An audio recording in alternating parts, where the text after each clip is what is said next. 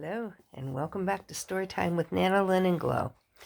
We are working on Another's Treasure by Nancy Mehl, and we are all the way up to chapter 20. So let's just jump right in there and get this chapter read so we can move on and get some more chapters up. All right. Elizabeth worked in the shop all morning so Martha could spend time in her kitchen. After lunch, Elizabeth drove over to Uriah's house, praying God would not only give her a way to find out more about the sword, but also open a door of understanding between her and the obviously lonely old man. She would have called him, but still hadn't been able to locate his telephone number. As she pulled up in front of Uriah's house, she prayed again. "I need to have some compassion for this man, Lord," she whispered, "although I don't feel it. You're living in me. Will you help me lean on your overwhelming love? Thank you, Lord." By the time she reached the front porch, she felt calmer. After a few knocks, the ancient door swung open a little, the hinges squeaking. "What do you want?" Uriah asked when he saw her standing there. "I thought we said everything we needed to say when you were here last." "Well, I thought we did too, Mr. Barnhart," Elizabeth replied. "But I have some questions about the sword. I'm not trying to get it back. I just want to know something about its history. I've talked to Anita. Anita Smucker doesn't know anything about that sword," Uriah snapped back. "I'm the only one left alive who knows the truth." "Well, shouldn't someone else hear what really happened? Someday when you're gone, don't you want people to know the sword's real history?" Uriah's bushy eyebrows shot up as high as he could probably manage. "And why in the world do you think you're the person I want to leave my story with? Who are you to me?" "Well, I'd like to be your friend if you'd let me. I know my mother considered you a friend." "Well, your mother was someone special. Not many like her in the world." "I agree."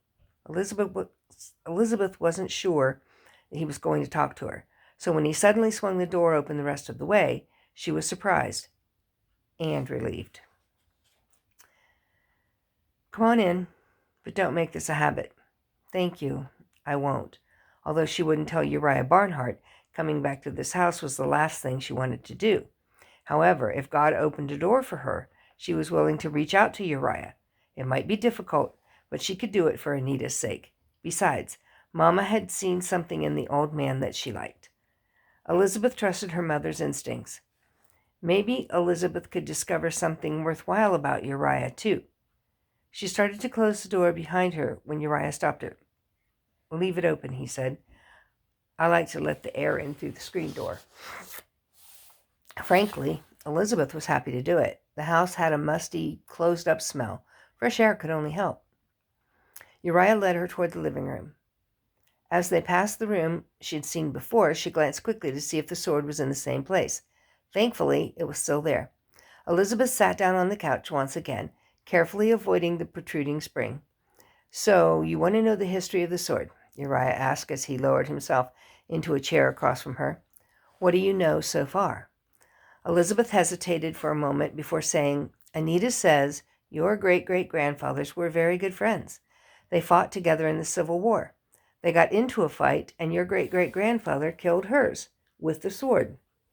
Uriah's face turned red. "Poppycock! That is not what happened at all." "Then what did happen?" she asked gently, trying not to arouse his volatile temper. He leaned back in his own overstuffed chair, pushing against it as if trying to find a way out of the conversation and the room itself. He took a deep breath. Gideon Smucker and Noah Barnhart fought in the same Union battalion. They became good friends. "Did they fight in Georgia?" Anita asked. Uriah frowned at the interruption. "Yes, they did. Why do you ask?" Elizabeth nervously cleared her throat. She didn't want to give away anything and make Uriah suspicious. "Well, I just heard something about a mud or muddy creek." "You mean the Mud Creek line?" he said. In battle, lines are drawn, and one was drawn at Mud Creek in Georgia. I honestly have no idea if Gideon and Noah were there, but it's entirely possible." He glared at her. "May I continue?" Elizabeth nodded. "Anyway, one day their battalion fought Confederate troops in an especially bloody battle. During the fighting, Gideon was attacked by a rebel soldier. He was getting ready to finish Gideon off when Noah intervened. He shot the rebel before he could inflict injury on Gideon. Noah saved his life. Noah was a hero. Yes, he was. To thank him, Gideon gave him a very special sword he found during one of the major battles of the Civil War. Although the men weren't sure who the sword belonged to, there were rumors that it had been a gift to a very brave soldier from Stonewall Jackson. The soldier had been killed, and the sword left on the battlefield before it was acquired by Gideon. So, if it really belonged to Stonewall Jackson, it could be worth a fortune. Sure, if it could be proven, but it never has been. Elizabeth was so entranced by the story, for a while she'd forgotten the reason she was there. She reminded herself to get back to her real purpose. I might be able to help you with that, she said. I do research all the time on old objects. Uriah straightened up quickly in his chair and glowered at her. I told you, I'll never give you that sword. Elizabeth held up her hand like a cop stopping traffic. I know. I wasn't asking for it. If I could just take pictures of it, I could do the research and let you know what I discover. Uriah seemed to study her for a moment. I'll think about it. But you tell me what you find out, not Anita. Even though Elizabeth wasn't sure she could keep that promise, she nodded at him. It seems like Gideon and Noah would be even closer after Noah saved Gideon's life. What happened that led to Gideon's death? The elder man stared down at the floor for a moment, and then he raised his face. Elizabeth was surprised to see sadness in his eyes. I can only repeat the story told to me by my grandfather. He sighed deeply, almost as if he were in pain. They were advancing on Atlanta. Fighting was fierce and had gone into the night. It was raining. Soldiers were slipping and sliding. Noah had just finished fighting a Confederate soldier to the death when someone else came up behind him. Without thinking, he swung his sword around. Unfortunately, it was Gideon. The sword pierced Gideon's chest, and he was killed. Noah was beside himself with grief. Oh my, Elizabeth said, how awful. What happened to Noah?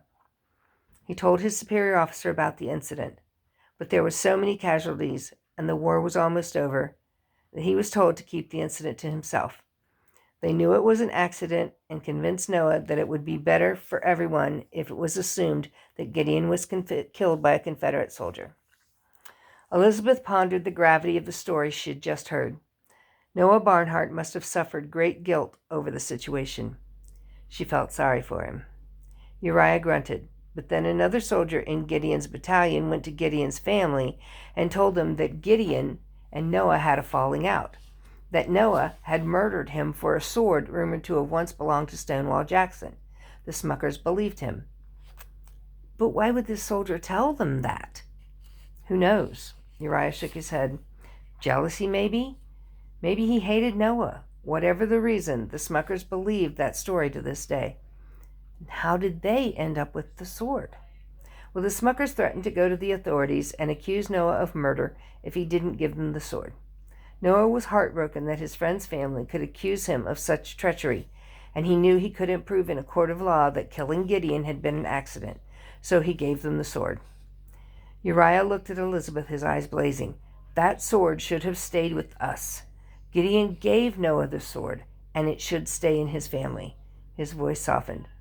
Noah Barnhart was a hero. He saved Gideon Smucker's life. What happened later was an accident. It doesn't take anything away from Noah's heroism. Because of what happened, Elizabeth had to wonder why the old sword mattered so much. It seemed to be nothing more than the symbol of death and anger. Unless the story about Jackson was true. Finding out who it originally belonged to seemed to be the key to everything. She suddenly remembered the last lines of the riddle. Open your eyes and you'll see the truth, hidden in shadows and very sentimental. They seemed to fit the story of the sword perfectly. The truth of what happened had been hidden in the shadows, and the sentiment was in the story of the two friends whose lives were shaped by one terrible event. The sword had to be the answer to the riddle, and if Warren Smucker knew its truth and its worth, Then he obviously found a way to prove the sword belonged to Stonewall Jackson. It seemed to Elizabeth that he must have left something behind to help his daughters sell it for its full value. But where was it? If they couldn't find the proof, maybe there was something in the diary that Anita mentioned, something that would help. But right now, everything hinged on uncovering the truth about Gideon Smucker's sword. How in the world could they do that? At that moment, Elizabeth wasn't holding out much hope. Oh dear. Oh dear. That sword seems to be something very important, doesn't it? All right, well, we will hurry out of this video and hurry into the next one so we can get it up online and we can all find out together what happened. We'll see you in the next video.